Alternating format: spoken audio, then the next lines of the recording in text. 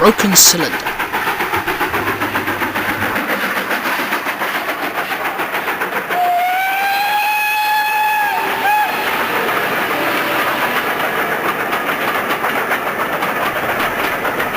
With James away at the works, this left Henry to do his work as well as his own. That's just typical of James, he huffed to Edward and Richard one morning. Of all the worst possible things to happen with Gordon's away, this has to be it. Come now, Henry, interjected Richard. It wasn't his fault he suffered from brake failure. It could have happened to anyone. Not to me it hasn't, Henry snorted indignantly. Oh, I don't know, said Edward, raising an eyebrow. What about breaking your tender coupling, or losing a tyre while on the main line? Henry snorted and grumbled away. Never mind him, said Edward. He's a good sort, really, but he just gets above himself at times. I gathered that, smiled Richard.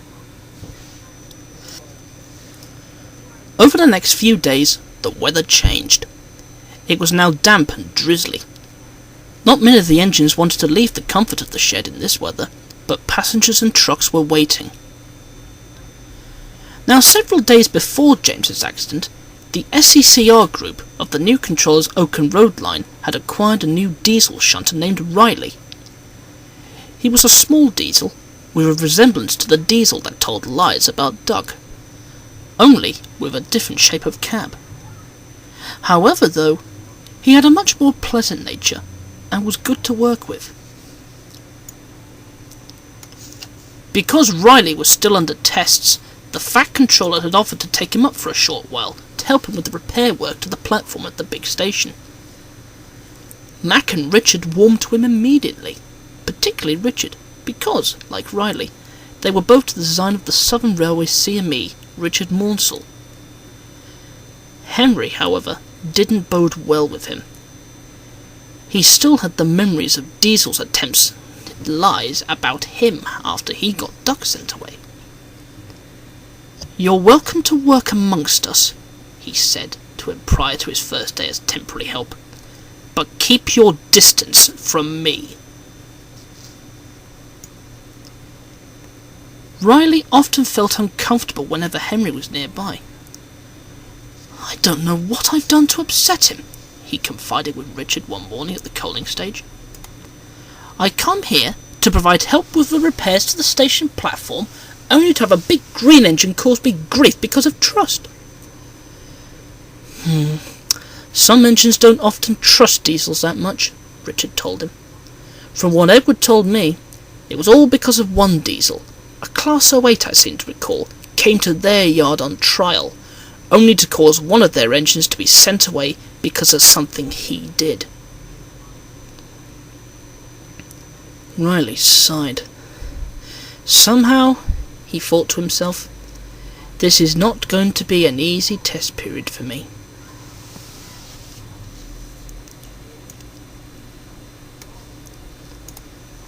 The next morning, the weather was still the same, damp and wet. It was Henry's turn to pull the first local train of the day. Riley had organised the coaches and had gone up the main line, light engine, to Edward Station, as Edward was helping with the China Clade twins at the harbour. Henry backed down onto his coaches, hissing crossly. Typical, he muttered crossly. They always have to send me out first on a wet day. It's despicable. Come on, said his driver. There's no need to take your temper out in that tone of voice. The guard's whistle blew, and Henry snorted away, still grumbling. Richard and Mac watched him nearby. He won't get very far in the way he's going, commented Mac darkly. Nope, he sure won't, sighed Richard.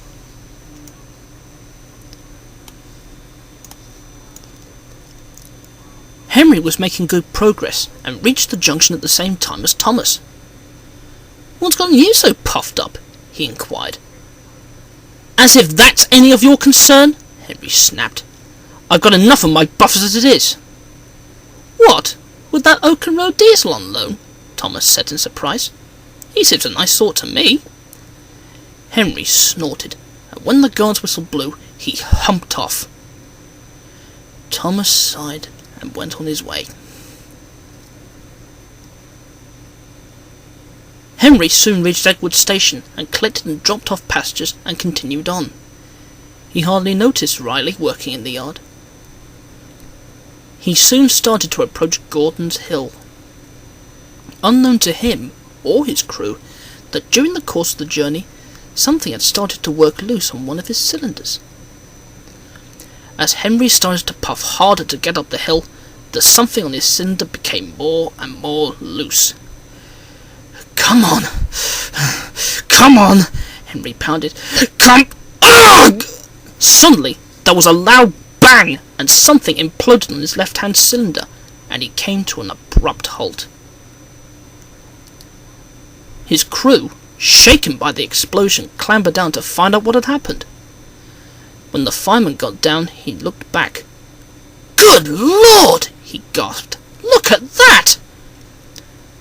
The driver came over and saw a battered silver barrel with a few pieces of twisted green metal, and when they went to inspect Henry's front end, they discovered the cause. Henry's left-hand cylinder had imploded, which seemed to have been caused by the cylinder core plug working loose. "Oh my," the driver said, mopping his brow. "I've never known this to happen before." "I have," the fireman said. "In a magazine. Happened on the Mid Hants Railway. Their Class 5 suffered the same sort of damage." The fireman went back to tell the signalman what had happened, while the driver and guard put detonators on the line to protect Henry's train. Henry felt most uncomfortable. The cold wind was blowing through the hole where his cylinder should have been, and he was groaning weakly.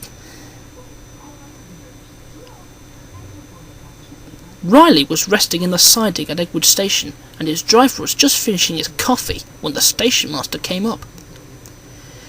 "Henry's failed at the bottom of the hill," he told them. "We need you to come and help shift him." Riley wasn't sure about this, but then he remembered the passengers, and when he collected the workman's coach, he set off to the rescue. Riley soon arrived at the scene. Henry was uncoupled from his coaches, and Riley pulled them out of the way, and an Edgewood came to take the train on.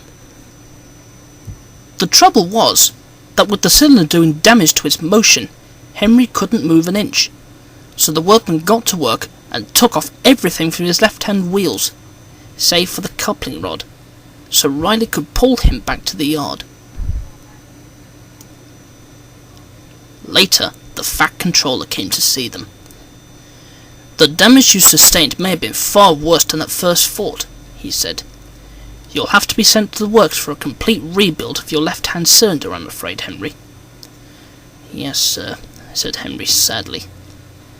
"And as for you, Riley," the Fat Controller continued, "you did an excellent job on helping Henry, and for that I'm grateful. I shall be informing your owner about this." "Thank you, sir," Riley smiled. And after the Fat Controller had gone, Henry spoke up. "I'm sorry I caused you grief before," he apologised. "Oh, that's all right," Riley smiled.